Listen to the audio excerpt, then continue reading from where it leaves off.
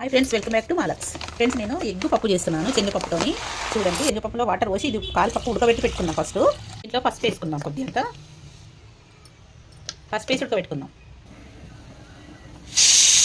చూసారా ఫ్రెండ్స్, రుబ్బుకుందాం. ఇది పేస్ట్ లాగా చేసుకోవాలి.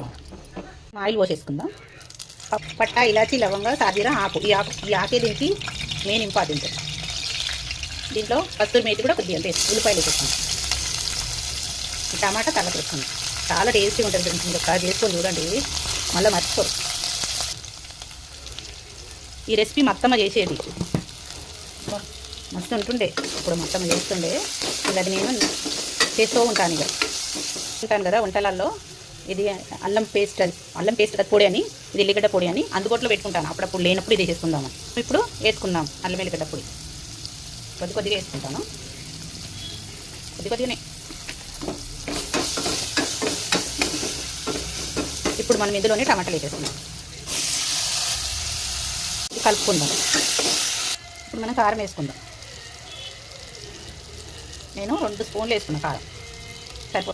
మనం పప్పు పోసేసుకుందాం. చెప్పండి కదా, శనగపప్పు పప్పులో ఎగ్ అని.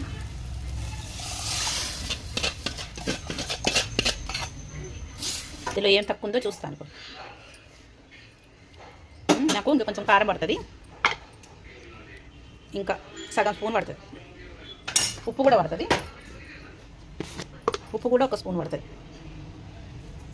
మీరు తగినంత వేసుకోండి. ఇక కారము ఉప్పు అన్నీ తగినంత వేసుకోండి ఫ్రెండ్స్. మనం కొత్తిమీర కూడా వేసేసుకుందాం. ఈ పప్పు ఒకసారి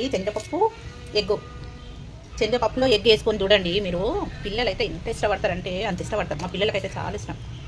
చిన్నోళ్ళు పెద్దోళ్ళు అందరూ ఇష్టపడతారు ఫ్రెండ్స్. ఇప్పుడు మనము ఎగ్స్ వేసేసుకుందాం. ఇందులో ఈ ఎగ్స్ వేసేసుకుందాము. ఈ ఎగ్స్ వేసేసుకుంటున్నాను. చూడండి ఫ్రెండ్స్, ఎంత టేస్టీగా ఉంటుందంటే పప్పు. అయిపోయింది అంతే ఫ్రెండ్స్.